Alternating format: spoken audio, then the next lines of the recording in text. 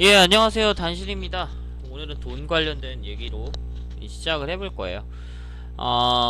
지금 컨텐츠를 주당신이라고 해서 다른 채널에서 또 하는 것도 있고, 그 다음에 이제 그 헬스를 할 수 있게 됐어요. 그래서 운동도 하다 보니까, 여러 가지로 좀 기존에처럼 이제 영상이 올라오는 속도가 딜라이가 되고 있습니다. 근데 어쨌든 돈, 그 다음에 제가 그 글 관련된 거를 올리기로 했잖아요. 그래서 이전에 두 편을 먼저 올렸었는데 그거에 대한 설명을 곧 올리려고 생각 중이에요. 만약에 돈 관련된 영상이 빠르게 오늘 정리가 되면 바로 그 제 글 관련된 영상 그 두 편 올린 거에 대한 설명을 먼저 올리려고 해요.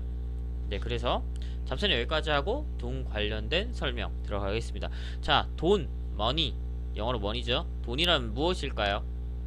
신용, 믿음이죠. 서로 간에. 그리고 가치, 무형, 이 세 가지 단어로 돈을 표현할 수 있습니다.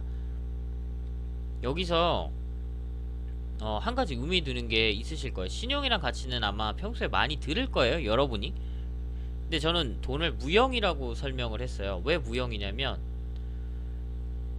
이 무형이란 얘기를 했을 때 의아하게 생각하시는 분들 있을 거예요. 아니, 우리 지폐에 쓰지 않냐? 그 다음에 동정도 쓰지 않냐?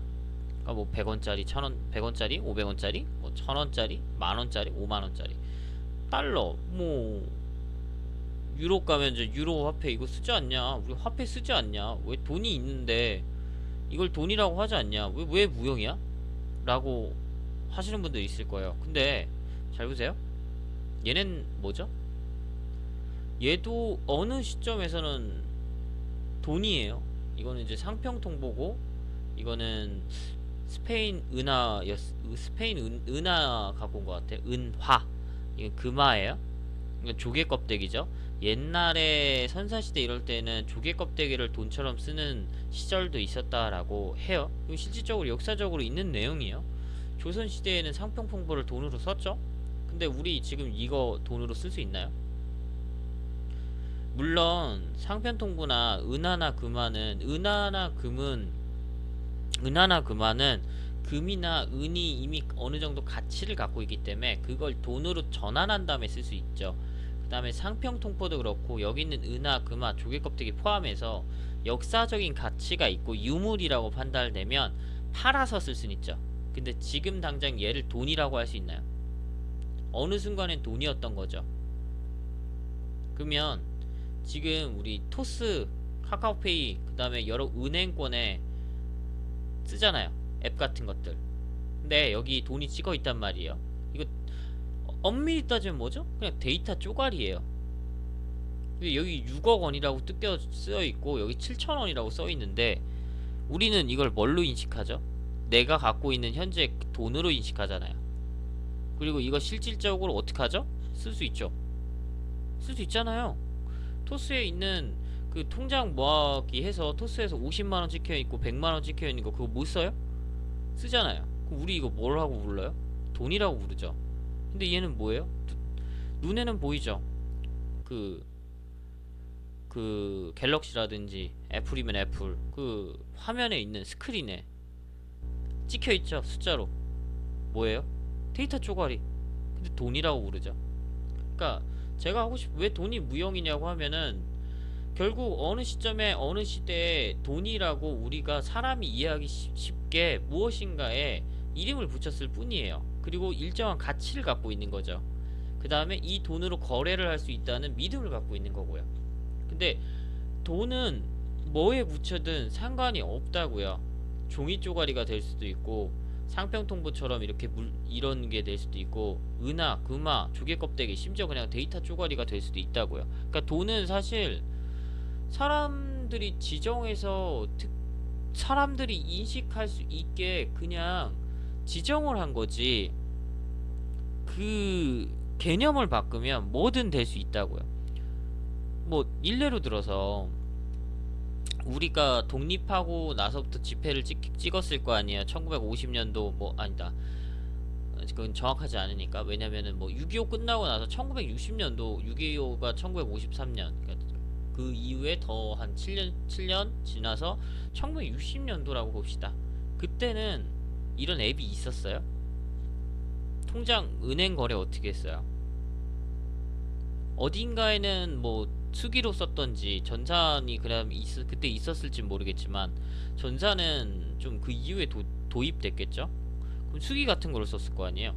그리고 어느 순간부터 전산이 됐을 거고. 그러면 실제 숫자로서 돈이 적히기 시작한 건 꽤 오래 지난 이후에서였겠죠. 그때는 뭘로 했겠어요? 종이 같은 걸로 적어놨겠죠, 어딘가에. 그쵸? 그 문서가 돈이었을 거 아니에요. 문서에 있는 거. 근데 지금은 이게 컴퓨터가 발달하면서 숫자로 찍히고 데이터로 관리되잖아요. 그리고 이 데이터에 적힌 숫자가 우린 돈이라고 하죠. 그리고 지금 현금을 들고 다니지 않아도 그냥 휴대폰으로 페이 결제라든지 아니면 그냥 이체를 통해서 현금 없이 거래하잖아요. 돈을 주고받잖아요. 그래서 돈은 무형이라고 얘기를 하는 거예요. 어디든 그 사회가 협의를 하고 가치를 부여하면 그건 돈이 될 수 있어요.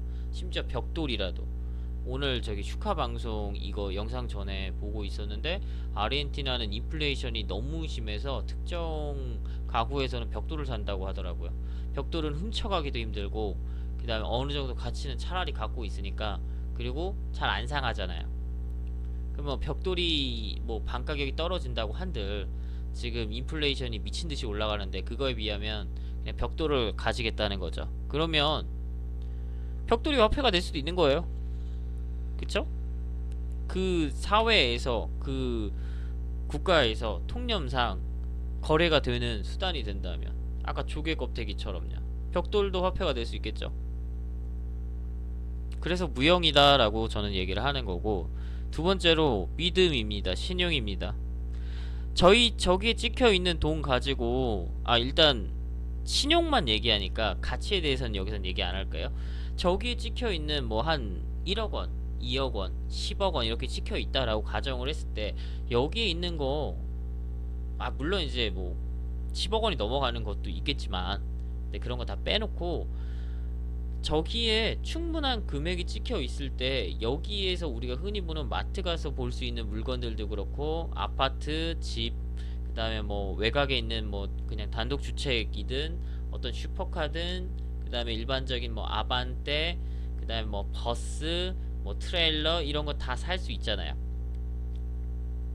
우리는 고작 통장에 찍혀 있는 숫자만 갖고 있을 뿐인데, 그쵸? 왜 살 수 있어요?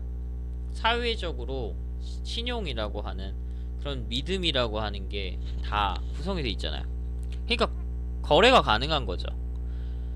이거는 거래를 할 수 있는 숫자야 라는 게 우리 인식에는 다 박혀 있잖아요. 그러니까 돈을 가지고 우리가 거래를 할 수 있는 거예요. 그리고 중요한 거 가치가 있죠. 잠깐만요.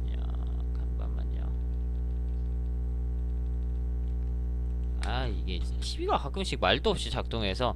그래서 마지막에 이제 가치 얘기를 해보면, 예를 들자면 제가 구매하려고 하는 아파트의 가치가 6억원이라고 하면, 토스의 통장에 6억원이 있다라고 하면 숫자 6억이라는 게 찍혀 있는데 그 숫자 6억을 가지고 아파트를 살 수가 있죠. 물론 그 거래는 어떻게 돼요? 그냥 무통장 입금으로 되겠죠, 나중에. 아파트를 카드로 긁진 않잖아. 아파트를 살 때 무통장 입금으로 집 주인한테 6억원의 아파트를 산다고 하면 6억원을 나중에 입금을 해주겠죠, 현금 한 장 없이. 그쵸? 근데 6억원이라고 찍힌 그 데이터 쪼가리, 뭐 토스뱅크에 찍혀있든 우리 은행에 찍혀있든 KB 국민에 찍혀있든 그 숫자가 지금 아파트 6억원이라는 어떤 하나의 그 그 다음에 층수를 갖고 있는 거와 교환이 가능하겠죠. 교환이 가능하잖아요.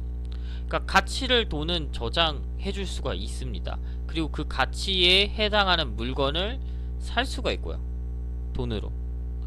그러니까 결국 돈의 가장 중요한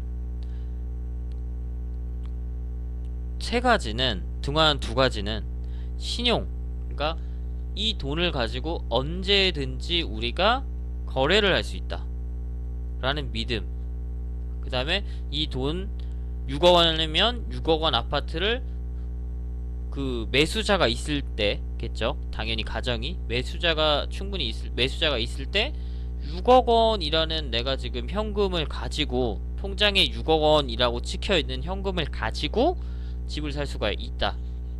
여기에는 첫 번째 아까 말했던 믿음, 신용이 있고, 두 번째는 가치를 저장하고 있죠. 그러니까 돈은 어떤 신용과 가치를 저장하는 수단이라고 볼 수가 있겠죠.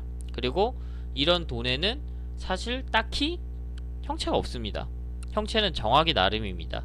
지금은 이런 데이터 쪼가리가 있지만 나중에는 다른 게 될 수가 있죠. 이게 의미가 나중에 인플레이션이나 아니면은 돈이 이런 특징 때문에 발생하는 문제에 대해서는 나중에 다시 얘기할 거예요. 그렇기 때문에 그거는 여기서 얘기 안 하고 다음에서 얘기할 거예요. 그래서 오늘은 가치, 신용, 그 다음에 무형, 이 돈의 특성에 대해서만 얘기를 할 겁니다. 네. 그렇기 때문에 저는 돈이 신용, 가치, 무형의 특징을 갖고 있다라고 설명을 드렸고요. 그리고 우리가 이제까지는 돈을 바라봤을 때 그냥 살면서 느끼고 배운 대로만 그냥 취급을 했을 거예요. 그래서 제가 알려준 부분을 잘 생각해보고 좀 이해를 했으면 좋겠습니다. 이런 특징 때문에 발생하는 여러 가지 문제도 있고, 여러 가지 이제 돈 관련된 경제적인 부분들이 있거든요. 그거는 또 다음 시간에 제가 좀 더 재밌게 풀어가 보겠습니다. 여기까지 단신이었고요. 여러분에게 좋은 정보 됐으면 좋겠습니다. 감사합니다.